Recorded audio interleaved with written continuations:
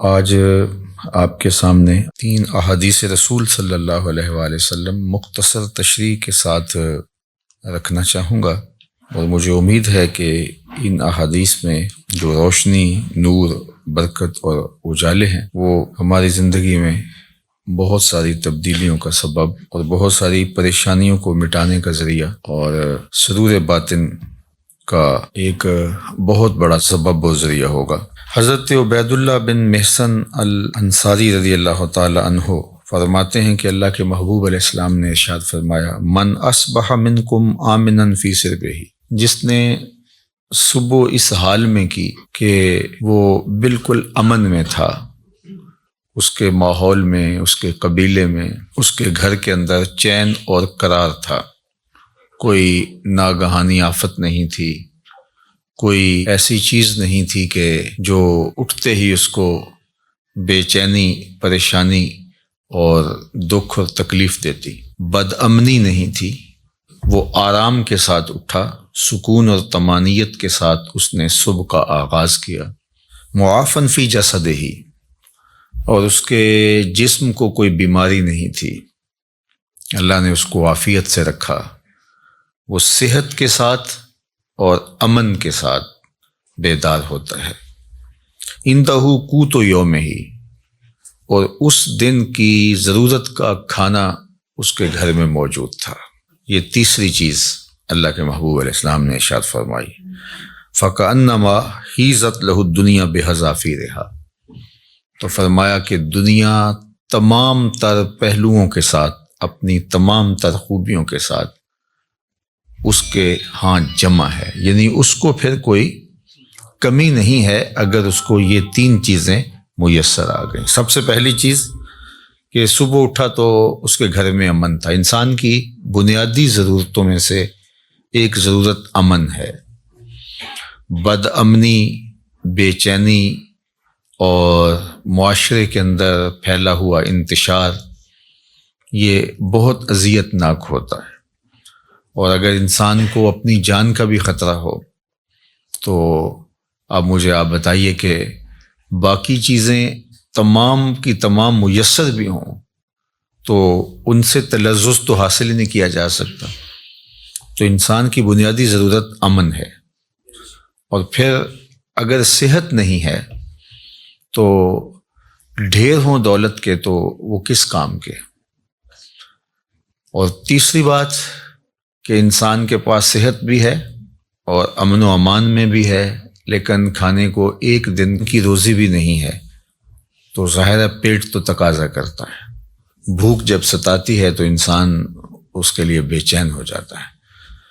اب کوئی شخص صبح جب بیدار ہوا تو تینوں چیزیں اسے میسر تھیں۔ ایک تو امن و امان کی صورتحال تھی، دوسری چیز ارشاد فرمائی کہ وہ اپنے جسم میں کوئی بیماری نہیں پاتا تھا، خیریت کے ساتھ اٹھا، عافیت کے ساتھ بیدار ہوا، اور تیسری بات ارشاد فرمائی کہ اس کے پاس ایک دن کا کھانا موجود تھا۔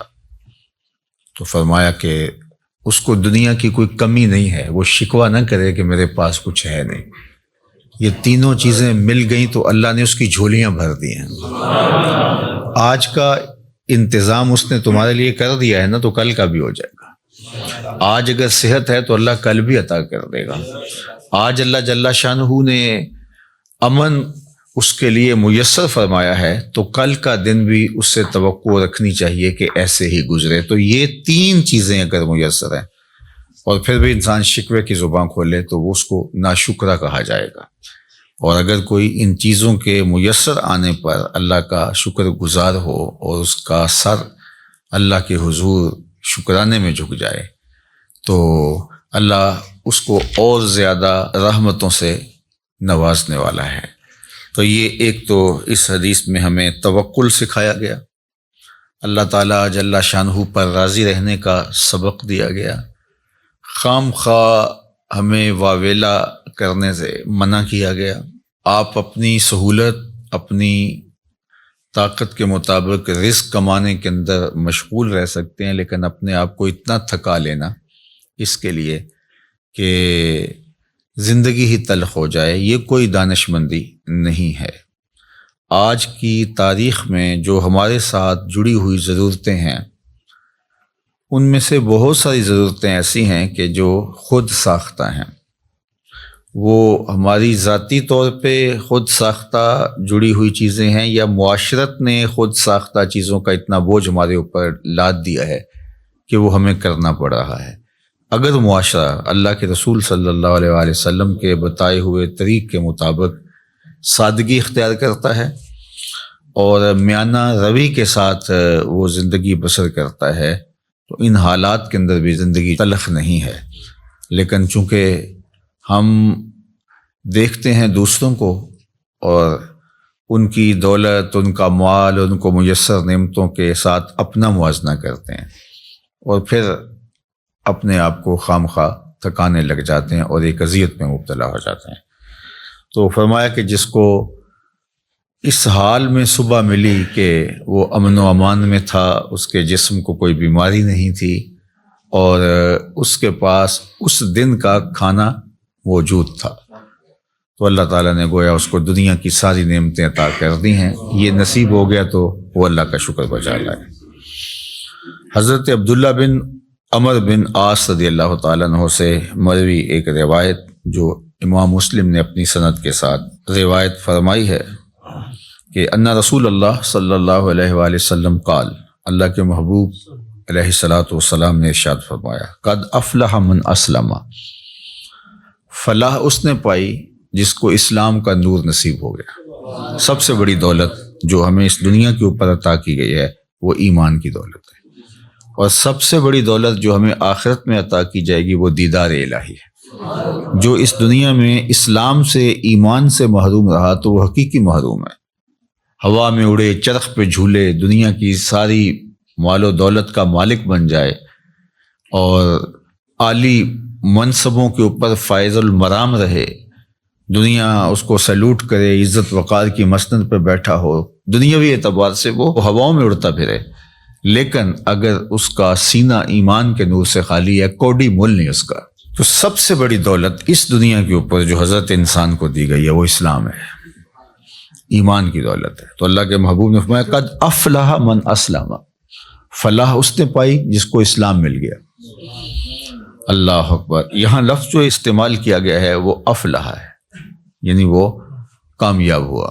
فلاح کا لفظ جو ہے یہ بہت جامع لفظ ہے اور ہم سب لوگ اس لفظ سے اچھی طرح آگاہ ہیں، شناسا ہیں۔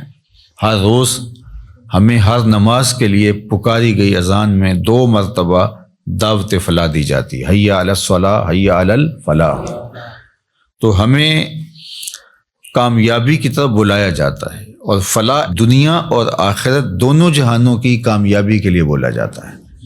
تو دنیا میں بھی وہ سرخرو اور کامیاب ہو گیا اور آخرت میں بھی سرخرو اور کامیاب ہو گیا۔ کون؟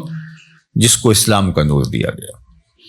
اور اس کے مقابلے میں کافر نقصان میں ہے، اس نے فلاح نہیں پائی، چاہے اس نے دولت کے جتنے مرضی ڈھیر جمع کر لیے، تو وہ خسران میں ہے، فلاح میں نہیں ہے۔ وَقَانَ رِزْقُهُ كَفَافًا، ایک تو اس کو اسلام ملا اور دوسرا اس کے پاس گزارے کا رزق میسر تھا، اس کی ضرورت اس سے پوری ہو رہی تھی، وہ فاقوں سے مر نہیں رہا تھا، اس کی ضرورتیں پوری ہو رہی تھی، اس کا بدن برہنہ نہیں تھا، بدن ڈھانپنے کے لیے کپڑے میسر تھے، پرانے سے ہی، بہت مہنگے نہیں، واجبی سے ہی صحیح، اس کو جو ضروریات زندگی ہے وہ میسر ہیں، اور گزارے کا رزق اللہ تعالیٰ نے اس کو عطا کر دیا ہے۔ یہ 2 چیزیں ہوں، اسلام کی دولت اور گزارے کا رزق۔ اب تیسری بات کیا فرمائی؟ وَقَنَّعَهُ اللَّهُ بِمَا آتَاهُ، اللہ جل شانہ نے اس کو یہ جو عطا کیا ہے اس پر وہ مطمئن ہے اور اس پر وہ قناعت کرتا ہے، اس پر وہ راضی ہے کہ مالک تو نے مجھے جس حال میں رکھا ہے میں واہ واہ خوش ہوں اس پر۔ اللہ اکبر۔ تو ایسا شخص کامیاب ہو گیا، یعنی ایمان کا نور نصیب ہے، اسلام کی دولت میسر ہے اور ضرورت کی روزی اس کو نصیب ہو جاتی ہے، اور اس پر وہ راضی بھی ہے، اس پر وہ قانع بھی ہے، خوش ہے کہ مالک میں تیری تقسیم پہ راضی ہوں۔ اللہ سے زیادہ کی اگر وہ طلب کرے اور کوشش اور سعی کرے تو شریعت اس سے بھی نہیں روکتی، لیکن جتنا اس نے عطا کر رکھا اس پہ بھی تو راضی رہے، اس پہ بھی تو خوش رہے۔ اگر نہیں خوش رہے گا تو کیا کرے گا؟ اللہ نے تو جو مقسوم اس کے لیے کیا ہے، جو لکھا ہے وہی ملے گا اس کو، تو اب وہ الٹی چھلانگے بھی لگائے تو کچھ نہیں کر سکتا۔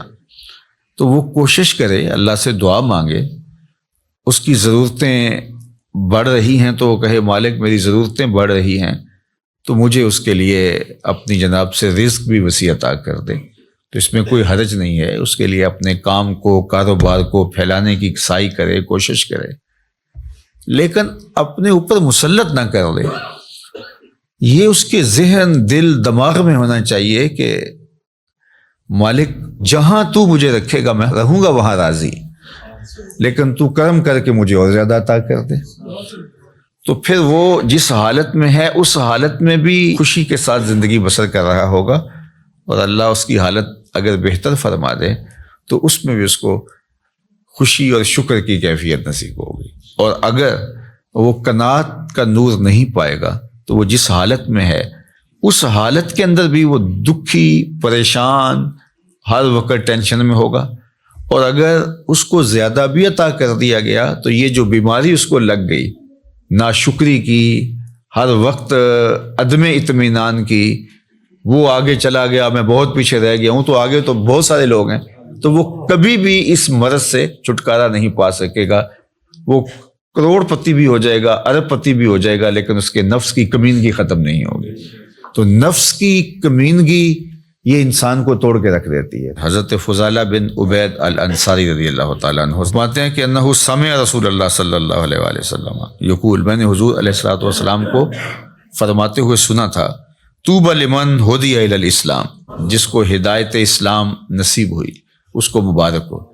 ایک تو طوبہ سے حضور نے مبارک دی، اور شارحین نے لکھا ہے کہ طوبہ جنت کا درخت بھی ہے، تو حضور نے فرمایا اس کو جنت کا وہ درخت نصیب ہوگا۔ اور جنت کا درخت کوئی ان درختوں کی طرح تھوڑا ہے کہ ایک جگہ پہ ہو اور تھوڑا سا سایہ ہو۔ جنت کے درختوں کے اتنے لمبے اور گھنے سائے ہیں کہ سواری کے اوپر بیٹھ کے کوئی چلے 500 سال تک چلتا رہے تو سایہ ختم نہ ہو۔ تو جس کو جنت میں ایک درخت بھی مل گیا تو اس کو جاگیریں مل گئیں، اللہ اکبر، اور جس کو پھر باغات ملیں گے تو وہ اس کی پھر کیا نعمتیں ہیں۔ تو حضور نے فرمایا طوبہ، یعنی ایک تو اس کو جنت کا درخت طوبہ نصیب ہو، یا پھر اس کو مبارک ہو، لمن ہدی الی الاسلام، جس کو ہدایت اسلام دی گئی، وکانا عیشہ کفافن، اور اس کی زندگی کفایت کی تھی، جو ضرورت تھی اس کی وہ ہی پوری ہو رہی تھی، بس گزارا ہو رہا تھا، محتاج نہیں ہوا تھا، کسی کے آگے ہاتھ پھیلانے کی نوبت نہیں آئی تھی، لیکن بہت زیادہ بھی نہیں تھا، بس گزر اوقات ہو رہی تھی۔ وَقَنَّعَ، اور اس پہ وہ مطمئن بھی تھا۔ یہ مطمئن ہونا اوقع ہے، چونکہ جس حالت میں وہ رکھے اس حالت میں تو رہنا پڑے گا ہی، وہ کیا کرے گا، لیکن اس حالت میں رہ کے اس پر مطمئن ہونا، اصل یہ وہ چیز ہے کہ بندہ کہے کہ مالک میں تیرے اوپر راضی ہوں۔ اور اگر کوئی بندہ اللہ کی اس تقسیم پہ، اس کے دیے گئے پہ راضی ہو جاتا ہے تو اللہ کے محبوب کا ایک اور فرمان ہے جو سیدنا علی المرتضیٰ رضی اللہ تعالیٰ عنہ سے مروی ہے کہ جو اللہ کے دیے گئے تھوڑے رزق پہ راضی ہو گیا، اللہ کے محبوب فرماتے ہیں اللہ اس کے تھوڑے عملوں پہ راضی ہو جائے گا کہ بندے تجھے ضرورت بھی تھی اور پھر بھی تو میرے دیے پہ راضی ہو گیا، تھوڑے پہ راضی ہو گیا۔ دیکھو اللہ کے ہاں کیا کمی ہے، تھوڑا دے دے یا زیادہ دے دے، لیکن اگر وہ تھوڑا دیتا ہے تو وہی جانتا ہے کیوں دیتا ہے، اور اگر وہ زیادہ دیتا ہے تو وہی جانتا ہے کیوں دیتا ہے۔ بعض اوقات ایسے لوگوں کو اتنا فراواں مال دیا ہوتا ہے کہ بندہ کہتا ہے کہ یار اس کو اتنا مال ہو، اس کو پتہ بھی نہیں ہوتا، نہ اس کے پاس کوئی فہم ہوتا ہے، نہ اس نے کوئی منصوبہ بندی ہوتی ہے، تو وہ جس طرح چھت پھاڑ کے دینے والا معاملہ ہوتا ہے۔ اور بڑے بڑے ملازمین اس کے آگے پیچھے ہو رہے ہوتے ہیں، وہ کسی کام کا آدمی نہیں ہوتا۔ میاں صاحب نے کہا تھا بے وقوفاں دے نوکر ویکے دانش مند سیانے، تو بڑی دولت دے دیتا ہے اور بعض بہت پڑھے لکھے سمجھدار معاملہ فہم لیکن بیچارے بمشکل اپنا گھر چلا رہے ہوتے ہیں۔ اب یہ اس کی تقسیم ہے۔ ہاں اگر قناعت مل گئی، شکر گزاری کا جذبہ مل گیا، وہ جس کو زیادہ دیا اس کو بھی اور جس کو کم ملا اس کو بھی، تو پھر اللہ کی طرف سے کامیابی ہے، وہ پھر فالح ہے۔ چونکہ اگر وہ یہ جذبہ دے دے تو پھر گزارے کے رزق پر بھی قناعت، اللہ پہ راضی رہنے کا جذبہ اور توفیق بہت بڑی سعادت ہے۔ اور اگر یہ نور نصیب نہ ہو قناعت کا اور اللہ پہ راضی رہنے کا، تو پھر کروڑوں اربوں کے باوجود بھی انسان ناشکرا ہی رہتا ہے۔ وہ کہتا ہے نہیں بس چل ہی نہیں رہا جی، آج کل ہیں ہی بہت مشکلات۔ میں ایک دفعہ ایک سفر پہ تھا تو ایک شخص مجھے ملا، کوئی تقریب تھی، اس کے بعد مصافحہ کرتے ہوئے تو جس طرح ایک روٹین کے ساتھ کیا حال ہے کیسے ہیں، تو اس کے کپڑے کچھ پھٹے ہوئے تھے، لوگ مل رہے تھے تو میں ہر ایک سے پوچھ رہا تھا کیسے ہیں جناب، کیسی طبیعت ہے۔ تو میں نے جب اس سے پوچھا تو اس نے کہا اللہ کا بڑا کرم ہے۔ جب ہاتھ اٹھایا تو یہاں سے اس کی قمیض پھٹی تھی، لٹک رہی تھی۔ تو اس کے اس انداز سے میں رک گیا اور میں اس کو کہا کہ آپ مجھے دوبارہ ملیے گا، جب لوگوں سے ملاقات ہوگی تو پھر میں نے کہا اور سنائیں کیسے ہیں، تو کیا کر رہے ہیں؟ تو وہ کہنے لگا کہ میرے پاس 6 کنال زمین ہے، اس میں تھوڑی سی کاشت کر لیتا ہوں، اور اس زمین سے میں نے 10 مرلے جگہ مسجد کے لیے وقف کی ہے اور میں خود مسجد بنا رہا ہوں، بس آپ دعا کریں کہ اللہ کا گھر بن جائے۔ وہ تھوڑا تھوڑا کماتا ہوں، کچھ بچوں کو دیتا ہوں اور کوئی بچتا ہے، اور کوئی اور بھی اگر تعاون کرتے تو اس کی مہربانی، ورنہ میرا عزم ہے کہ اس کو بنانا ہے۔ تو وہ کوئی عالی شان دنیاوی اعتبار سے تو نہیں بنے گی، لیکن جیسے بھی تو میری بس آرزو ہے کہ میں زندگی میں مسجد کو مکمل ہوتا دیکھ لوں بس۔ اب اس نے ہاتھ کھڑا کیا تو یہاں سے پھٹی ہوئی قمیض لٹک رہی تھی، لیکن ایسے ہاتھ اس کا، اللہ کا شکر ہے۔ میں کہتا ہوں یہ شہنشاہوں کو بھی نصیب نہیں ہے، جو چین کی نیند اس سے آتی ہوگی کسی اور کو آ سکتی ہے۔ تو اللہ پہ اگر آپ راضی رہنا سیکھ جائیں تو پھر جس حالت میں ہوں گے تو اللہ آپ سے راضی ہو جائے گا، اور اگر نہیں سیکھیں گے تو اربوں خربوں کے بعد بھی وہ بعض کروڑ پتی ارب پتی ان سے رواجن ہی پوچھتے ہیں جناب کیسے حال ہے، وہ کہتے ہیں چل ہی رہا ہے، اور وہ کہتے ہیں اللہ کا فضل ہے۔ تو اس کے چہرے کے اوپر پھیلی ہوئی خوشی، اس کی جو باڈی لینگویج ہے وہ بتا رہی ہے کہ یہ شخص کتنا خوش ہے اپنے رب پہ، اور دوسرے کی باڈی لینگویج بتا رہی ہے کہ یہ کروڑوں اربوں کمانے کے باوجود، حالانکہ جب مہنگائی ہوتی ہے، حالات تلخ ہوتے ہیں تو ان لوگوں کی اور چاندی ہو جاتی ہے، لیکن وہ کہتا ہے بس چل ہی رہا ہے، یعنی اس کی آواز ہی نکلی چل ہی رہا ہے۔ تو اس لیے اللہ پہ راضی رہنے کا مزاج پیدا کریں۔ اس نے یہ تھوڑا کیا کہ ہمیں زندگی دے دی، اس کا یہ تھوڑا کرم ہے کہ اس نے ہمیں صحت عطا فرمائی، اس کا یہ کتنا کرم ہے کہ اس نے ہمیں اسلام کا نور اور جمال عطا کیا۔ باقی ہماری ضرورتیں تو پوری ہو رہی ہیں، ہمارے اوپر تو اس کا کرم می کی طرح برس رہا ہے۔ یہ تو ہمارے مطالبے زیادہ ہیں، ہماری خواہشیں بڑھ گئی ہیں، اس لیے ہم پریشان ہو جاتے ہیں، ہم دائیں بائیں دیکھتے ہیں۔ دیکھیے جو جانور ہیں ان کو جتنا دانہ چاہیے ہوتا ہے، جتنا چارہ چاہیے ہوتا ہے، یا گوشت خور جانور ہیں ان کو جتنا چاہیے ہوتا ہے، روز اتنا لیتے ہیں اور مطمئن، اور اپنی کچھار میں، اپنے گھونسلے میں، اپنے گھر میں چلے جاتے ہیں، بات ختم۔ انسان کے لیے مسئلہ یہ ہے کہ یہ جمع کرنے کے چکر کے اندر پریشان ہو گیا ہے۔ دنیا کے اوپر صرف 2 مخلوقیں ایسی ہیں جو رزق جمع کرتی ہیں، ایک انسان، دوسری چیونٹی۔ اس کے علاوہ جتنی بھی مخلوقیں ہیں، چاہے وہ پانی کی ہیں، وہ مخلوقیں خشکی کی ہیں، ہواؤں میں اڑنے والی ہیں، کوئی اپنا رزق جمع نہیں کرتا۔ ہم کتنا کھاتے ہوں گے، لیکن یہ ہاتھی کتنا روز کھاتا ہے؟ بڑی مچھلیاں، وہیل مچھلیاں ہیں، یہ اتنا کھاتی ہیں ٹنوں کے حساب سے، اور اللہ اس پانی میں ان کے لیے وہ میسر فرما رہا ہوتا ہے۔ یہ ہنس پرندہ جو ہے یہ خالص سچے موتی کھاتا ہے، اور دنیا کے اندر لاکھوں کروڑوں ہنس پائے جاتے ہیں، اور اللہ روزانہ پیٹ بھرنے کے لیے ہر ایک کو سچے موتی فراہم فرماتا ہے۔ تو ہم تو خام خواہ پریشان ہو گئے۔ ہاں ہمیں سعی کرنے کا کہا گیا ہے، محنت کرنے. وہ پرندہ بھی اڑ کے جاتا ہے, شیر بھی اپنی کچھار سے نکل کے شکار کرتا ہے, سائی وہ بھی کرتا ہے.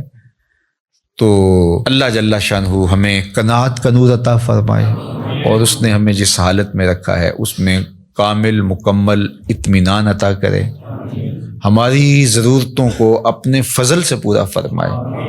اور اس معاشرے کے اندر جس طرح معاشرتی نظم بن گیا ہے تو ہماری کچھ مجبوریاں ہیں.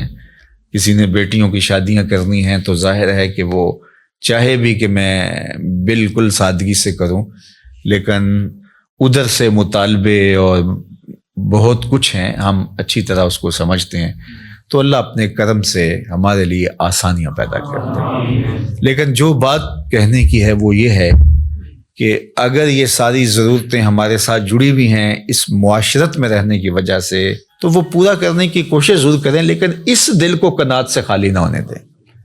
اللہ سے جو اطمینان ہے اس کو کبھی ضائع نہ ہونے دیں. باقی یہ اگر ضرورتیں بڑھ گئی ہیں تو یہ معاشرے نے بڑھائی ہیں, ہماری ضرورتیں وہ پوری کر رہا ہے. اور ہم جو کہتے ہیں ہم پیچھے رہ گئے, تو ہم کچھ لوگوں کو آگے دیکھ کے کہہ رہے ہیں کہ ہم پیچھے رہ گئے, ورنہ ہماری ضرورتیں وہ پوری کر رہا ہے. اور اس پر اللہ کے محبوب علیہ الصلوۃ والسلام نے ایک بڑی خوبصورت ایک بات ارشاد فرمائی, انظروا الی من هو اسفل منکم, فرمایا اپنے نیچے دیکھو. نیچے دیکھنا شروع کر دو گے تم سکون میں آ جاؤ گے, اور جب آپ اوپر دیکھو گے تو آپ جہاں بھی چلے جاؤ گے تو کوئی اور اوپر ہوگا, تو اس کو دیکھو گے تو آپ کہو گے کہ میں پیچھے رہ گیا ہوں. حتیٰ کہ وہ جو دنیا کے ٹاپ 10 لوگ ہوتے ہیں, دنیا کے 10 امیر ترین لوگ, تو وہ بھی جو آگے والا ہوتا ہے اس کو دیکھ رہے ہوتے ہیں کہ میں ان میں بھی جو ہے وہ ٹاپ پہ آ جاؤں. اور جو آخری والا ہوتا ہے جو سب سے دنیا کا امیر ترین کہلاتا ہے, تو وہ بھی کوشش میں لگا ہوتا ہے کہ اگلے سال جب یہ فہرست بنے تو میں کہیں پچھلے نمبر پہ نہ آ جاؤں. تو یہ دوڑ اس لیے لگی ہوئی ہے, اور پیسے اتنے ہیں کہ شمار بھی نہیں ہے, دولت اتنی ہے کہ پتہ بھی نہیں ہے کہاں کہاں پڑی ہوئی ہے. تو اطمینان دولت میں نہیں ہے, اللہ پر راضی ہو جانے میں اللہ تعالیٰ جل شانہ دارین کی سعادتیں عطا کرتا ہے. بارگاہ یزدی میں دعا ہے کہ اس ماہ منور کی برکتیں اللہ ہماری زندگیوں میں اتار دے.